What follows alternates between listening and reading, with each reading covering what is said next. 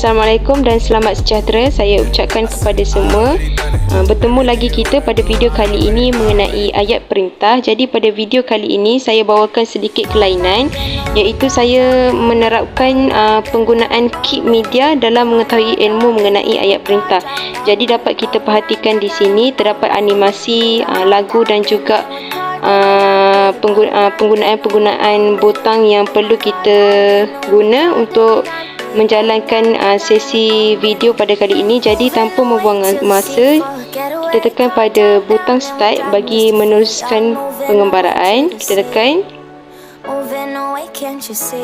Okey, dipaparkan di sini terdapat 4 menu utama, iaitu menu ahli kumpulan, pengenalan, jenis ayat perintah dan juga kesimpulan.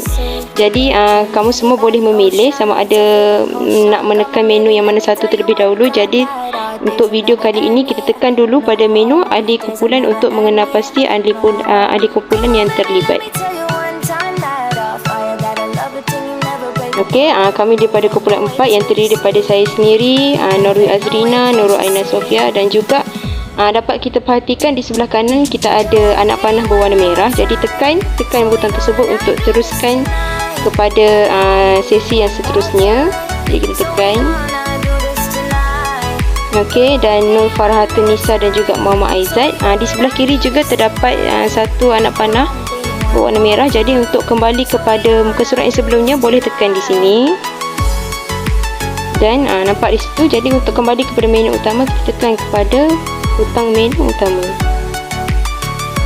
Okey, seterusnya kita masuk kepada pengenalan. Tekan pada butang pengenalan.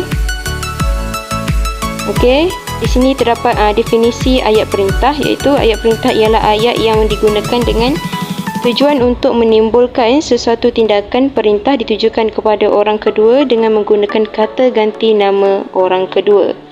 Sini definisi. Jadi untuk kembali kepada menu utama tadi, kita tekan saja butang menu dan dia akan bawa kita kepada menu utama. Jadi selesai pengenalan, kita masuk pula kepada jenis-jenis ayat perintah. Tekan. Baik, dipaparkan di sini ialah jenis-jenis ayat perintah. Terdapat 4 jenis ayat perintah. Yang pertama ialah ayat suruhan, ayat larangan, ayat silaan, ayat permintaan. Jadi di sini kami telah sediakan tekan sini. Jadi untuk masuk kepada mana-mana bahagian boleh tekan. Jadi kita masuk dulu ayat suruhan, tekan sini, kita tekan. Okey, dipaparkan ayat suruhan. Kita mencari definisi ayat suruhan, tekan. Okey, definisi ayat suruhan ialah ayat yang diucapkan dengan tujuan memberi perintah atau arahan. Dalam ayat suruhan, subjek ialah kata ganti nama orang kedua seperti awak, kamu, engkau dan selainnya yang biasanya digugurkan.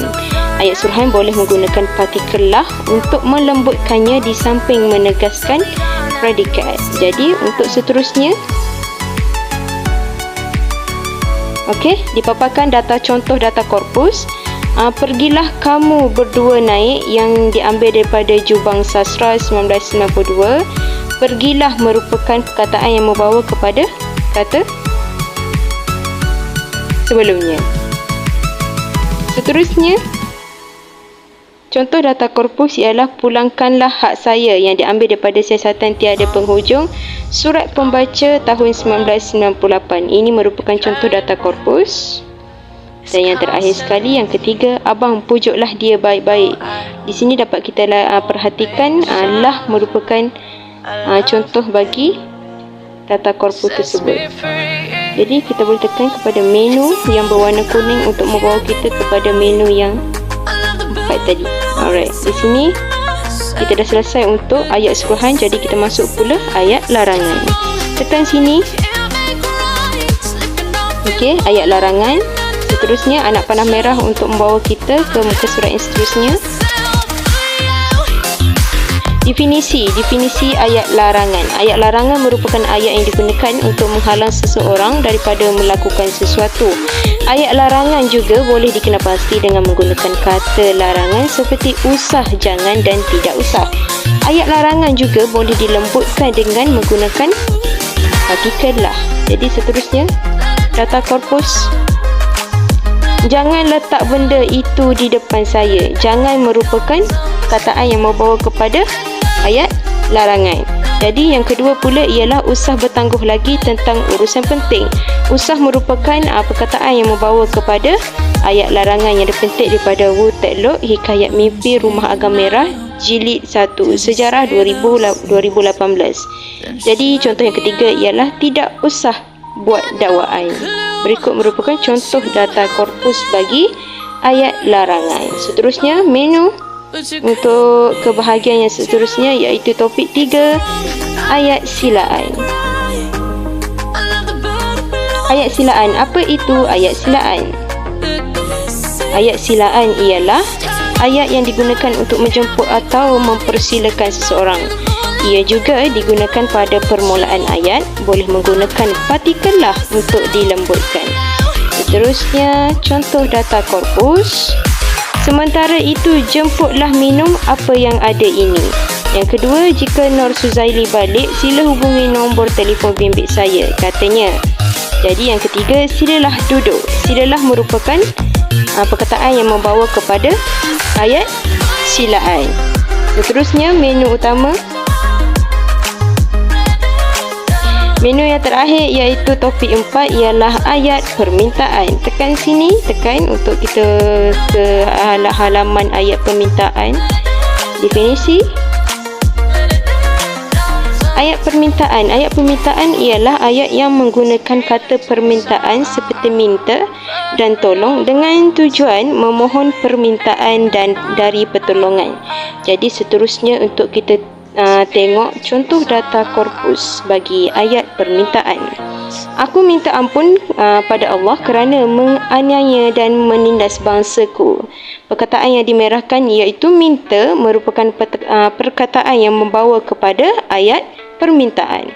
Yang kedua pula, tolong jangan campur urusan rumah tangga I, Haris geram dengan Arini yang menambahkan lagi kekusutannya. Tolong merupakan perkataan yang membawa kepada ayat permintaan.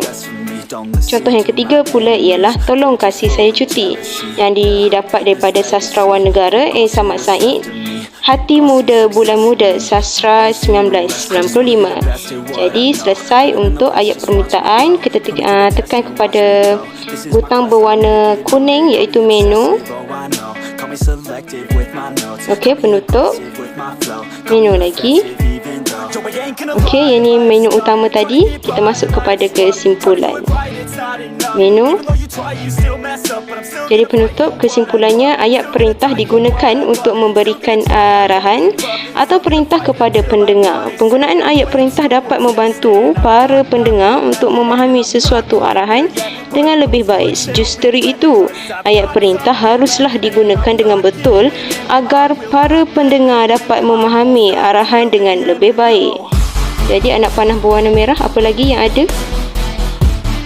Okey, terima kasih. Sekian, terima kasih. Jadi itu saja daripada saya mengenai ayat perintah. Semoga apa yang dikongsi mendapat manfaat dan semoga kita bertemu lagi. Sekian, terima kasih. Bye.